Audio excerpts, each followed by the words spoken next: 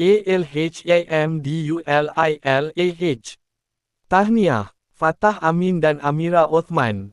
Timang cahaya mata lelaki. Sebelum kita melangkah jauh, yang belum lagi subscriber, apa kata anda subscriber dan tekan butang loceng untuk notifikasi video selanjutnya? Pelakon terkenal, Fatah Amin selamat menimang cahaya mata lelaki apabila isterinya, Amira Othman selamat bersalin pada jam 6.20 petang semalam. Menerusi hantaran di Instagram, Fatah Amin memaklumkan khabar gembira berkenaan sambil memuat naik gambar menggendong bayi mereka serta menyatakan sekali nama pilihan untuk putera tersayang. Ahlan wa sahlan Muhammad Jarir Umar bin Abdul Fattah. Alhamdulillah isteri saya Nadia Amira binti Othman selamat melahirkan baby kami jam 6.20 petang semalam, ujarnya.